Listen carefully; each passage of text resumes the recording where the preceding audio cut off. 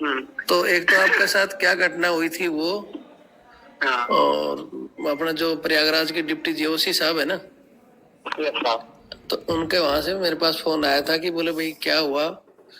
तो उनको अभी एक तो ये नहीं पता था कि भाई ऑन ड्यूटी है या रिटायरमेंट है, तो वो मैंने बता दिया था साहब रिटायरमेंट है।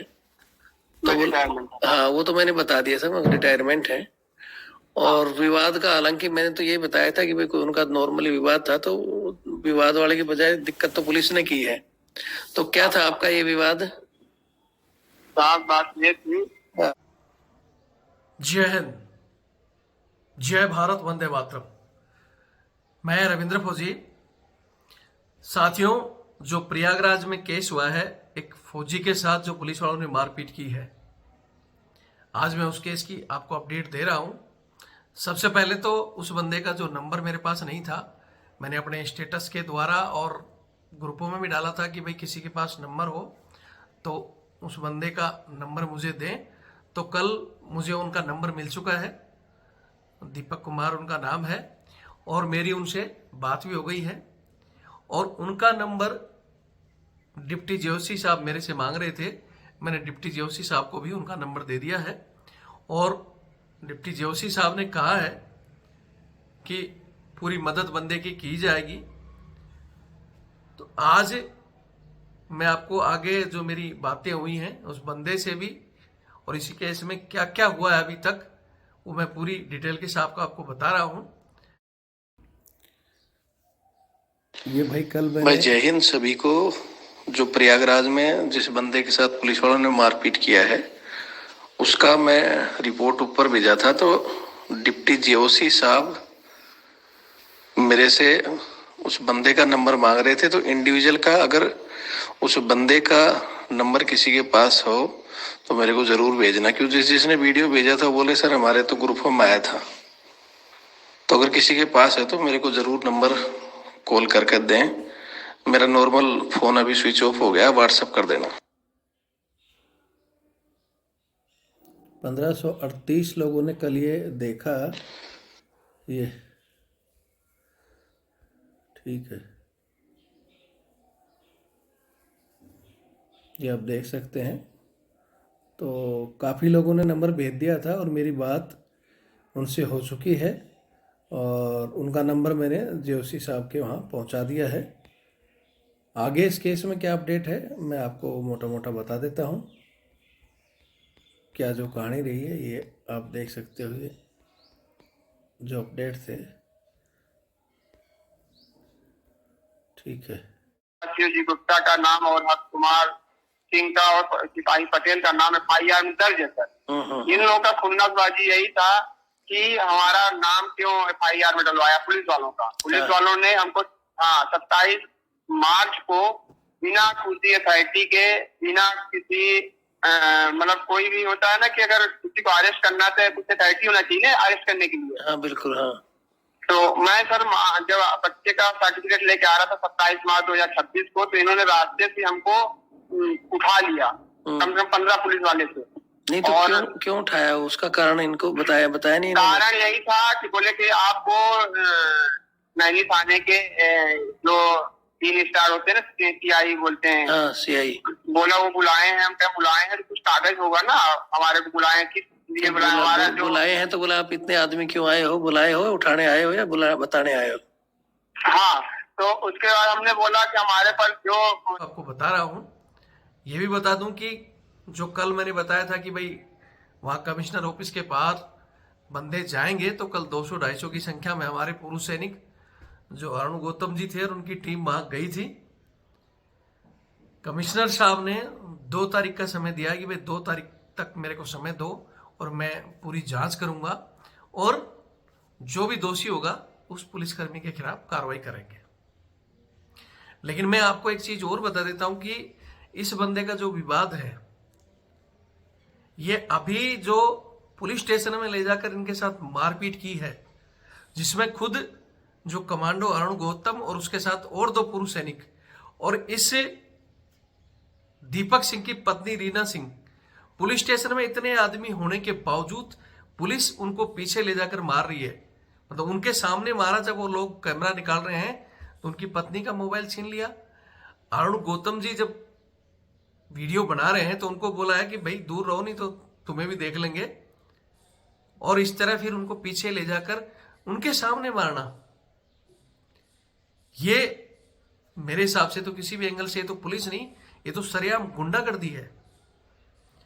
और मैंने कल भी एक वीडियो में कहा था कि ऐसे गुंडों का इलाज अगर पुलिस डिपार्टमेंट नहीं कर सकता तो भाई ये सेना के हवाले करो, चुटकियों में तोते की तरह अगर ये नहीं बोल दें कि इन्होंने क्या किया है। लेकिन पता नहीं कि इनका डिपार्टमेंट ऐसे गंदे लोगों को। नैनी थाने में मैं स्वयं चश्मदीद हूँ, मेरे सामने की घटना है, मैं खुद वहां पर था, लेकिन मैं क्या करता, अगर 2-4 पुलिस वाले होते तो उनको मैं बोलता कि ऐसा न करो। वहां पर तो 30 से 40 पुलिस वाले, और मैं सबको मैं स्वयं पहचानता हूं। जिस तरीके से आप देख रहे हैं, मार करके इनका वो हाल कर दिया। इनकी वाइफ रीना सिंह चिल्लाती रही और ये पिटता रहा, और हम सिर्फ ये बोलते रहे कि इस तरीके का मार मत मारो। कुछ वीडियोज हैं, उसको भी मैं आपके पास शेयर करूंगा। पुलिस जिस तरीके से बर्ताव की है नैनी थाना के अंदर, वो सर्वनाक है, उसका विरोध हम करेंगे। इससे पहले मध्य प्रदेश हमको सेल में डाल दिया गया, बिना किसी कागज के सेल में डाल दिया गया। और हाँ, सेल में डाल गया। जब मेरी फैमिली को मैं मतलब कि बताया, जब मेरे को ये पकड़ रहे थे तभी मैं अपनी फैमिली को फोन लगाया कि हमको ऐसे कर रहे हैं पुलिस वाले। तो फिर मेरी फैमिली कमांडो अरुण गौतम को सूचना दिया। अरुण गौतम जी को लेके साथ में जब यहाँ पहुंची थाने में, तो हमको सेल के अंदर डाले हुए थे। मेरी फैमिली बोली कि आपने किसी SIT के, आपने हमारे हस्बैंड को सेल में क्यों डाला है, और हमारे साथ जो वारदात हुआ था हमको आप न्याय किया नहीं। उसके बाद सेल से हमको निकाला। निकालने के बाद बोला ठीक है, अभी इसका चालान होगा। तो बोला कि हम बोले कि भाई किस पे चालान होगा, किस चीज के लिए? बोला कि आपका 151 के तहत। हमने बोला किसी तरह कोई बातचीत नहीं। तो उसके बाद हमको 151 तहत मेरी फैमिली से बोलने लगी, मैं भी बोलने लगा। तो बोले ये बहुत ज्यादा नेता बन रहा है, हमको घसीट के कैमरा जहाँ लगा था कैमरे के सामने मारा। फिर उसके बाद बोला कैमरा है, इसको बाहर पीछे ले चलो। घसीटते हुए पीछे ले गए। कम से कम 15 पुलिस वाले हमको लात से, फुटबॉल जैसे, सर पे, पेट पे, सीने में, पीठ पे, डंडा से पूरा मारना चालू कर दिए। मैं जब चिल्लाने लगा, कमांडो जी बोले कि आप ऐसा क्यों एक फौजी साथ कर रहे हो।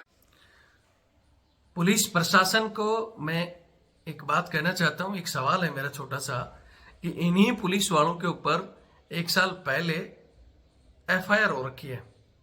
आपने 1 साल में इनका कुछ नहीं किया, अभी तक ये ड्यूटी कर रहे हैं और दबंगाई कर रहे हैं, इस तरह सरेआम मार धाड़ कर रहे हैं, तो फिर आप 2 तारीख तक क्या करोगे?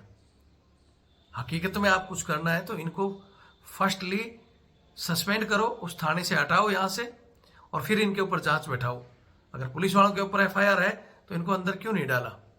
दूसरी तरफ फौजी के ऊपर बगैर किसी जांच, बगैर किसी कोर्ट के नोटिस, आप उसको रास्ते से उठाकर ले जाते हो, सेल में बंद करते हो और फिर उठाकर उसका चालान भी कर देते हो। तो वहां का जो जुडिशरी सिस्टम है, मैं पूछना चाहता हूं कि आपके पास अगर कोई इस तरह फरियादी आता है, वो अपनी बात कहना चाहता है, तो आप लोग क्यों नहीं सुनते? पुलिस का महकमा तो सुनेगा नहीं, पता नहीं इनके दिमाग में क्या है। लेकिन जो वहां जुडिशियल अधिकारी बैठे हैं, उन्होंने क्या इस बंदे की बातें नहीं सुनी कि पुलिस इसको क्यों जबरदस्ती उठाकर लाई है, बगैर कोई रिपोर्ट, बगैर कोई इन्फॉर्म? ये बोल रहे हैं कि भाई बुला रहे साहब, तो आपने क्या कॉल किए उनको, कोई नोटिस दिया? 15 आदमी जा रहे हैं तो वो सूचना देने के लिए नहीं, जबरदस्ती उठाने के लिए जा रहे हैं। और वहां क्यों नहीं वहां के CCTV चेक हो, जैसा इनकी पत्नी बोल रही है, जैसा अरुण कमांडो जो बोल रहा है, क्यों नहीं हो रहा है सिस्टम में चेक? फौजियों को इतना कमजोर और लाचार ना समझो। और मैं हमारे सैनिक भाइयों को भी कहना चाहता हूं कि अब ये चीजें ऊपर तक हमने पहुंचा दी हैं। हमने साहब लोगों को कहा है कि बात ये नहीं कि भाई ये रिटायर्ड हो गया, आए दिन कभी प्रेजेंट जो ऑन ड्यूटी सैनिक है उनके साथ भी और एक्समैन सैनिकों के साथ भी पुलिस जो दुर्व्यवहार कर रही है, इसका इलाज आप लोग करो। और पहले इलाज होता था इसलिए लोग ठीक चलते थे। अगर आज इलाज नहीं करोगे तो जहां आप लोग बैठे हो, भाई हमने भी कभी ड्यूटियां की है और आप लोग भी आने वाले भविष्य में एक्समैन हो गए। अगर इनका इलाज नहीं करोगे तो आकर आपको भी इसी तरह इन घटनाओं का सामना करना पड़ेगा। तो उन्होंने आश्वासन दिया है कि हम पूरी मदद करेंगे। तो जहां भी ये घटना होती है फर्स्ट आप इन्फॉर्म करो अपने सोल्जर बोर्ड को। उस इलाके के जो भी स्टेशन हेडक्वार्टर में हमारे स्टेशन कमांडर साहब बैठते हैं या जेओसी साहब होते हैं, उनको तुरंत इन्फॉर्म करो। जो भी आपका परिवार है या जो भी पूर्व सैनिक है वह इन्फॉर्म करो, आपको मदद मिलेगी। लेकिन आप लोग बताते नहीं हो और पुलिस पर भरोसा करते हो, ये भरोसे लायक नहीं है। ये चाहे 2 तारीख क्या अगले साल की 2 तारीख आ जाएगी तब तक भी कुछ नहीं करेंगे। इनको लगता है फौजी हैं 2 दिन हंगामा करेंगे और चुप बैठ जाएंगे। या तो सीधा कोर्ट में फाइल करो या अपने जेओसी साहब को बताओ, वो आपकी मदद करेंगे। और हम लोग पूरी कोशिश कर रहे हैं, अगर एकजुट रहें तो हम पूर्व सैनिक बहुत कुछ कर सकते हैं। तो चैनल से जुड़े और अपनी टीम बनाकर मजबूती से रहें। पुलिस स्टेशन में 1 या 2 बंदे मत जाओ, आप अपनी टीम के साथ जाओ। क्या इनकी हिम्मत है कि अगर आप भी 15-20 लोग होते तो वो आपको मार देते ऐसे? तो अपनी इन चीजों को पहचानो कि ये भरोसे के लायक नहीं है। आम पब्लिक जब ये फौजियों के साथ इस तरह व्यवहार कर रहे हैं तो मुझे नहीं लगता कि वहां प्रयागराज में बाकी पब्लिक चैन से जी रही होगी। योगी जी, मोदी जी, आप पर लोग विश्वास करते हैं और ये विश्वास तोड़ा जा रहा है आपका। मैं चाहता हूं वीडियो देखें और शेयर करें। जय हिंद, जय भारत, वंदे मातरम। हेलो। हाँ जी, नमस्कार सर। हेलो। हेलो, आवाज नहीं आ रही क्या सर? हाँ सर जी, राम राम। राम राम सर। हाँ सर बताइए प्लीज। मैं रविंद्र फौजी बोल रहा हूँ सर। आपका वीडियो हमारे पास भी आया था, हमने डाला भी था अपना चैनल के जरिए उसको। रविंद्र सर, राम राम, जय हिंद। जय हिंद सर। और आपका मतलब कि एक बंदे ने बोला रविंद्र सर का बात करना चाहते हैं आपसे। हाँ हाँ हाँ। हमने बोला ठीक है। कमांडर जी को जानते होंगे, अरुण गौतम जी को? हाँ हाँ, जानता हूँ ना। हाँ, तो कमांडो जी ने बताया भी था कि अपना रविंद्र फौजी से बात करना चाहते हैं। बोले ठीक है, फोन आएगा तो बात कर लीजिए। हाँ हाँ हाँ। तो एक तो आपके साथ क्या घटना हुई थी वो, और अपना जो प्रयागराज के डिप्टी जेओसी साहब है ना, तो उनके वहां से मेरे पास फोन आया था कि बोले भाई क्या हुआ। तो उनको अभी एक तो ये नहीं पता था कि भाई ऑन ड्यूटी है या रिटायरमेंट है, तो वो मैंने बता दिया था साहब रिटायरमेंट है। तो हाँ, वो तो मैंने बता दिया था रिटायरमेंट है। और विवाद का, हालांकि मैंने तो ये बताया था कि भाई कोई उनका नॉर्मली विवाद था, तो विवाद वाले की बजाय दिक्कत तो पुलिस ने की है। तो क्या था आपका ये विवाद? साफ बात ये थी कि हमारा 2022 में मैंने, हमारा मकान है प्रयागराज में साहब। तो प्रयागराज में हम 2022 में एक फौजी अपना साथी का था। अच्छा, उसका नाम है बब्बू सोनी। बब्बू सोनी से हमारा मकान है, मकान के जस्ट बगल में ही प्लाट था, 25/50 का प्लाट था साहब।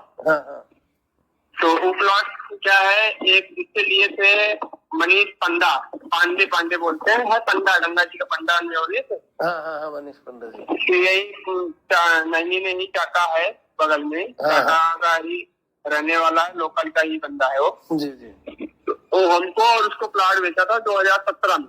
जी जी। 30 मार्च 2017 में था। तो उसके बाद हमने मकान बना लिया, ग्राउंड फ्लोर फर्स्ट फ्लोर मकान बना लिया था। वो बंदे ने नहीं बनाया था, उसका कुछ प्रॉब्लम था, इश्यू था कि लोन उसका दो लोन कट रहे थे, तो घर का खर्चा था, उसका पैसा बच नहीं पा रहा था।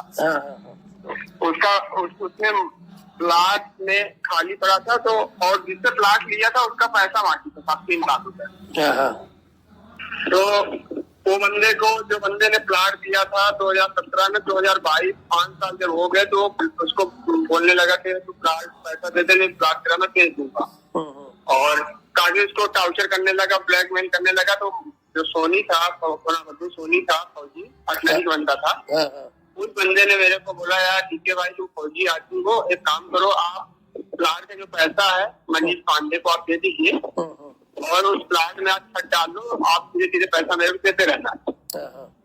तो मैंने मनीष पांडे को जो पैसा बाकी था उसको मैं दे दिया 3 लाख रुपए। तो उसके बाद हमने क्या किया था, छत नहीं डाल पाया, क्योंकि मैं रिटायर होने के बाद ऊपर का मकान बनाया ना, उसमें लग गया 20-22 लाख रुपए, प्लस एक गाड़ी ले लिया था, छोटा सा गाड़ी लिया था, एक टाटा योद्धा गाड़ी, तो उसमें पैसा लग गया था मेरा 5 लाख रुपए, प्लस अपना गाँव में थोड़ा सा 10 बीघा जमीन था, तो उसको घेरबंदी बोर करवाया, तो पैसा अपने पास सेविंग नहीं हो पाया। फिर उसका मैं देखे, फिर मैंने उसको टाइम लिया, तो मैं भाई देखो 2-3 साल लग जाएंगे, मैं धीरे धीरे पैसा आपको दे दूंगा। आग जमीन जो है हम आपका छत बराबर 10 फीट से बाउंड्री कर लिया था, 10 फीट तक सेटरिंग बराबर, जहाँ तक छत पड़ता है। तो उसके बाद साहब वो सोनी जब छुट्टी आया, तो मनीष पांडे उसने बोला कि भाई तुमने जमीन तो उसको दे दिया, अभी रजिस्ट्री नहीं किया। बोला नहीं मैं रजिस्ट्री नहीं किया हूँ। तो बोला कि कितने में जमीन दी हो?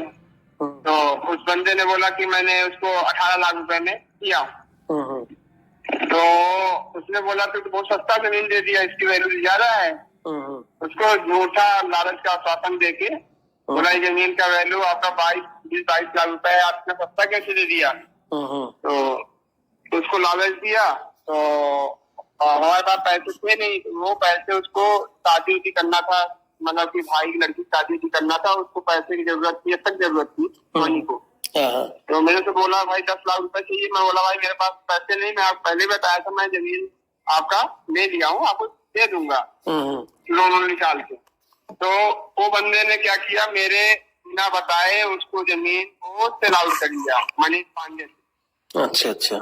हाँ, 13 लाख रुपए में। अभी सेल आउट करके जब मेरे को पता चला कि ये जमीन इसको बेच दिया है, तो उसने कब्जा लेने के आया। मेरा बाउंड्री चारों तरफ से पैक था, और अपना घर के अंदर से मैंने बाउंड्री चारों तरफ से था, और मैं अपना घर से अपना उसे गार्डनिंग का काम कर रहा था। तो दीवार वाल तोड़ के बिना मेरे परमिशन के, मैं बाहर था अपना रीवा में था, गाँव में ही अपना एनटीपीसी में जॉब वगैरह कर रहा था। बिना बताए मेरा दीवार तोड़ के और कब्जा करने के लिए आ गया। तो ये 2025 जून की बात है सर। तो उसके बाद मैंने उसको बोला, हम कहा सोनी आपका तो उस टाइम प्रॉब्लम था, तो मैंने आपका सपोर्ट किया, और आपने बिना जताया आपने ऐसे कर दिया।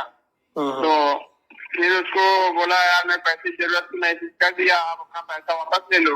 हमने बोला जो आप हमारे को जवाब ने दिया है, हम पे 18 नहीं लेते, आप 30 में लेते, लेकिन आप मेरे को बताते तो कम से कम।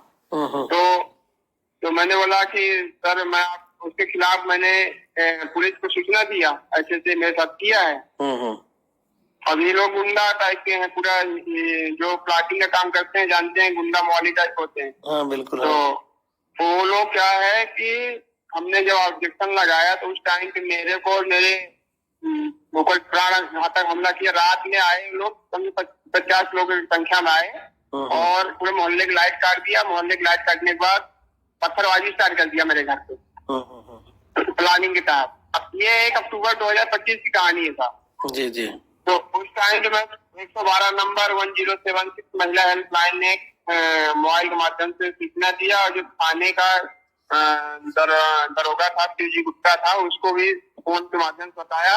लेकिन जो पुलिस वाले थे वो माफिया लोगों से मिले हुए थे, और टाइम पे आए नहीं। उसके बाद जब आए लेट, 1 घंटा जब पत्थरबाजी होता रहा हमारे घर पे, काफी पत्थर, कम से कम समझ लीजिए आप 20-25 बोरी पत्थर हमारे घर में फेंक चुके थे। हमारा पूरा शीशा उसा तोड़ ताड़ दिए। मेरा गाड़ी था 14 लाख की गाड़ी थी, मेरी गाड़ी पूरा तोड़ टूटा चूर कर दिया, वो शीशा उसा पूरा गाड़ी तोड़ ताड़ दिया। और नीचे का इंजन था, इंजन में मार दिया थोड़ा, पूरा मेरा मोबिल सब निकल गया, सब खराब कर गाड़ी हो रही। फिर आज पुलिस आई, बोली पीके सिंह आप नीचे आ जाओ, और क्या प्रॉब्लम है आपको पूछता हूँ। मैं बोला सर अभी नहीं है, सुबह आके आपको थाने में मिलूंगा, और अभी मैं रात में नहीं आ सकता था। रात में 10-11 बज रहे थे उस टाइम पे। तो मेरे को पुलिस वाले बोले कि नहीं आपको आना पड़ेगा, साइन करना है। मैं बोला, मेरी फैमिली मना किया, बोला नहीं सर सुबह हम आएंगे थाने में, हम बताएंगे अभी रात का वक्त, हम नीचे हम लोग बाहर नहीं आएंगे, घर से बाहर नहीं आएंगे। किसी को प्रेशर देके बाहर बुलाया गया। मेरी फैमिली बोली कि ठीक है बुला रहे हैं तो चले जाइए, एक बार देख लीजिए। जैसे मैं बाहर निकला, तो जो गुंडे मवाली लोग थे पूरे छुपे हुए थे।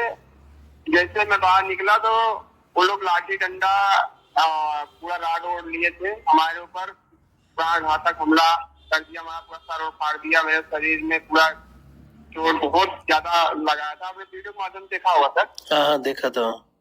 तो उसके बाद फैमिली छुड़ाने आई तो मेरे फैमिली के भी सर पे मार दिया। उसके बाद सर फट गया मेरे फैमिली का और शरीर पे कम से कम 7 जगह चोट आया है, जो कि मेरे पास मेडिकल रिपोर्ट है। मेरे मिसेज का भी मेडिकल रिपोर्ट, तो मेरा भी मेडिकल रिपोर्ट है।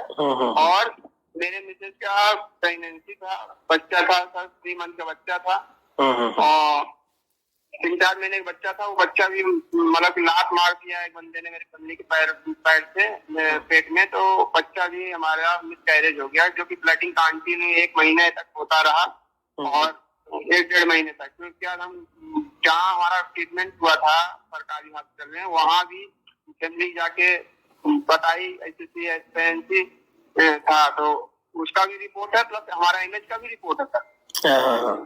हाँ, उसके बाद डिफरेंट सरकारी हॉस्पिटल का रिपोर्ट है और इमेज का भी रिपोर्ट है। तो उसके बाद पुलिस वालों ने समझ लीजिए वो कार्रवाई हमारा अभी तक मार्च 2026 तक कोई एक्शन नहीं लिया गया। फिर इन्होंने मार्च महीने में जब हमारे को कोई एक्शन नहीं हुआ, मैं भटकता रहा हर जगह, डीजी के पास गया, महिला आयोग के पास गया, मानवाधिकार के पास गया और कमिश्नर के पास गया। बोले ठीक है आपके पास न्याय होगा, लेकिन कोई वो नहीं हुआ। अभी 27 मार्च 2026 को मैं अपने बच्ची का मार्कशीट लेने गया था सीओटी कैंपस के अंदर। बच्ची पढ़ती केंद्रीय विद्यालय हमारी, तो मैं उसका सर्टिफिकेट लेके मैं घर रिटर्न आ रहा था, तो रास्ते में ही पुलिस वाले हमको घेर लिए, कम से कम 15 की संख्या में। क्योंकि जो पुलिस वाले मिलीभगत से हमारे ऊपर प्राणघातक हमला करवाए थे 1 अक्टूबर 2025 को, उसमें शिवजी गुप्ता एसआई थे, हर्ष कुमार के एसआई थे और सिपाही पटेल, इन लोगों का FIR में नाम भी मैंने डलवाया था कि भूमि माफियाओं की मिलीभगत से पुलिस ने गुंडाई दबंगाई के साथ हमारे ऊपर प्राणघातक हमला किया, हमारे फैमिली के ऊपर, हमारा बच्चा मिसकैरेज हो गया। इसके लिए मैं मुख्यमंत्री योगी आदित्यनाथ पास गया था, एक बार गया नहीं, मेरा FIR लिखा, फिर दोबारा मैं गया, वहाँ पे धरने में बैठा, तब जाके मेरा FIR लिखा गया। उसके बाद शिवजी गुप्ता का नाम और हर्ष कुमार सिंह का और सिपाही पटेल का नाम FIR में दर्ज है सर। इन लोगों का खुन्नसबाजी यही था कि हमारा नाम क्यों FIR में डलवाया पुलिस वालों का। पुलिस वालों ने हमको 27 मार्च को बिना किसी अथॉरिटी के, बिना किसी मतलब कोई भी होता है ना कि अगर किसी को अरेस्ट करना है तो कुछ अथॉरिटी होना चाहिए अरेस्ट करने के लिए। हाँ बिल्कुल। हाँ, तो मैं सर जब बच्चे का सर्टिफिकेट लेके आ रहा था 27 मार्च 2026 को, तो इन्होंने रास्ते से हमको उठा लिया, कम से कम 15 पुलिस वाले से।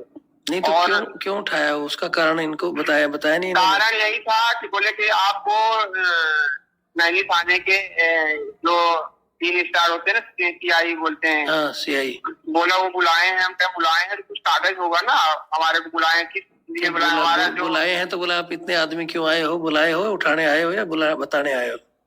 हाँ, तो उसके बाद हमने बोला कि हमारे पास जो ये सब चीजें हुआ था हमारे साथ, हमारे फैमिली के साथ, हमारे साथ न्याय नहीं किए और आप बिना अथॉरिटी के हमको, फिर उन्होंने क्या किया, हमारे को जबरदस्ती मतलब कि वहाँ पे घसीटना चालू कर दिया, चलो थाने। हम कहे नहीं, थाने हम नहीं जाएंगे, हमारी फैमिली के साथ मैं थाने आऊंगा।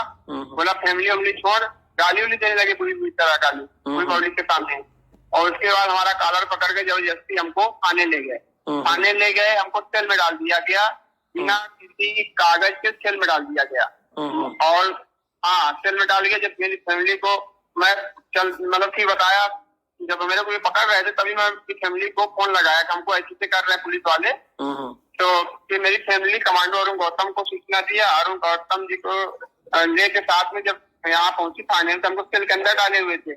मेरी फैमिली बोली कि आपने किसी सोसाइटी के, आपने हमारे हस्बैंड को सेल में क्यों डाला है, और हमारे साथ जो वारदात हुआ था हमको आप न्याय किया नहीं।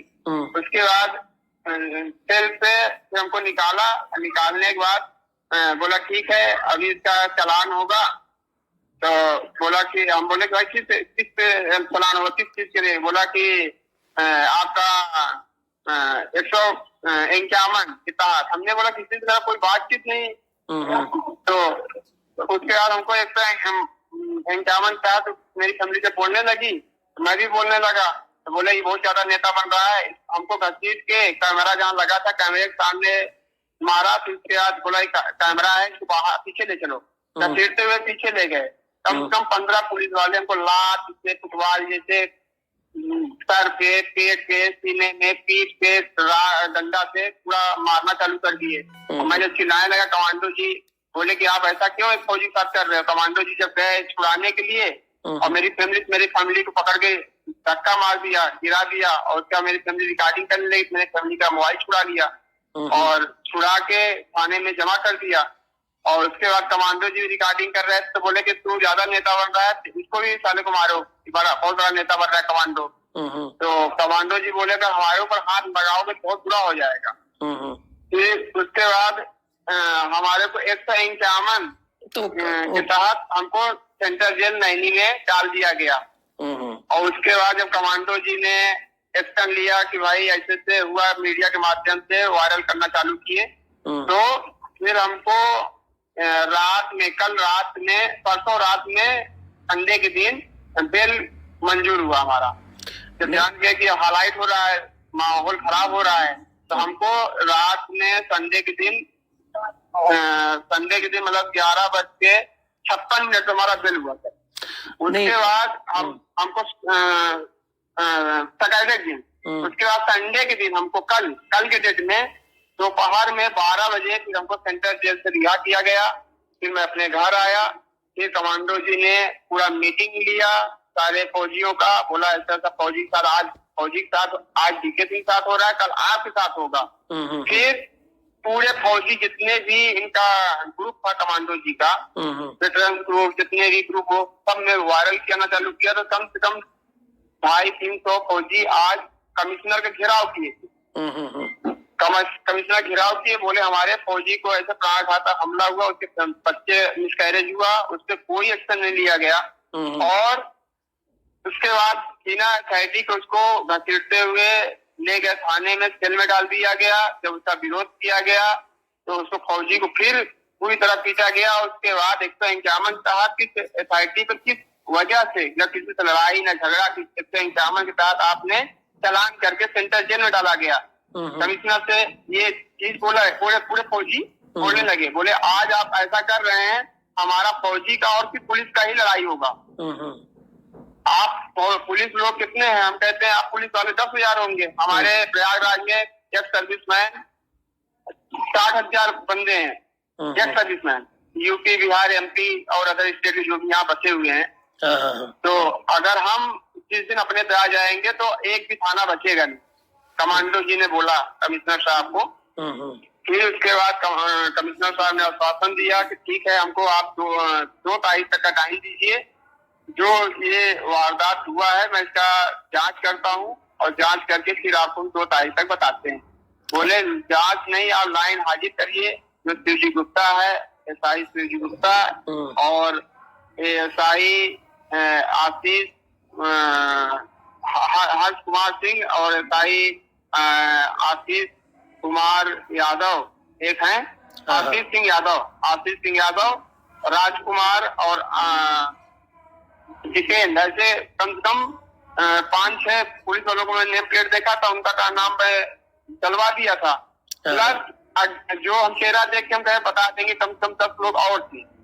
तो कमिश्नर साहब ने आश्वासन दिया, ठीक है हम आपको 2 तारीख तक जो भी होगा हम आपको ये आश्वासन देते हैं कि इनके ऊपर मतलब कागजी कार्रवाई होगा, क्योंकि फौजी का अगर गलत हुआ है, अगर आपने गलत किया होगा तो आप ऊपर होगा, अगर इन्होंने किया है गलत तो इनके ऊपर होगा। बिल्कुल यही आश्वासन दिया गया श्रीमान जी। अच्छा। हाँ, तो उस एक तो जैसे आपने बताया इसमें कमांडो जी और आपकी पत्नी कमांडो साहब वो अकेले गए थे क्या? जब थाने में सर, हाँ।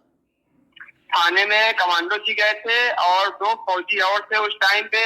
जब हमको उठा के ले गए तो ज्यादा लोग थे नहीं, वही कमांडो जी थे, उनके बगल में 2 फौजी और थे, उनको बुला के ले गए थे सर। तो वो उनके सामने आपको पीछे ले जाके मारा है वो?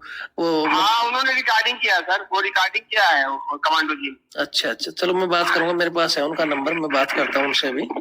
कमांडो जी के पास सारा रिकॉर्डिंग है सर, सब कुछ आपको बताएंगे। ठीक है, मैं उनसे भी बात करता हूँ। और आप ऐसा करना, मैं आपको, आपका व्हाट्सएप नंबर है क्या ये? मेरा व्हाट्सएप नंबर है 5219। नहीं, आप मेरे को नंबर सेव करके उसमें कर देना। मैं आपको जो अपना डिप्टी जेओसी साहब है ना प्रयागराज में, उनका पीए का नंबर देता हूँ, उनको पूरी चीजें बताना। और उनको, या फिर आप लिखित में एक एप्लीकेशन लेके और उनको दे के आना, ताकि वो अपनी तरफ से वो भी पुलिस एसपी को और उनको पूरा वो करेंगे कि भाई सख्ताई से काम करो। डिप्टी जीओसी का नंबर क्या था? मैं आपको व्हाट्सएप कर दूंगा। यस सर, मैं भी आपको पास मैं इसी नंबर पे साहब मैं व्हाट्सएप करता हूँ। आप इस नंबर पे व्हाट्सएप कर दो। और उनको जो एक कहानी है ना साहब, उसमें जो कहानी लिखोगे उसमें मतलब पूरा लंबा चौड़ा, जैसे वो पीए को तो बताओ, क्योंकि उनके पास इतना टाइम रहता नहीं है वो, तो उनको आप जो बताना है कि भाई हमारा पहले कोई मकान का विवाद था 1 साल पहले,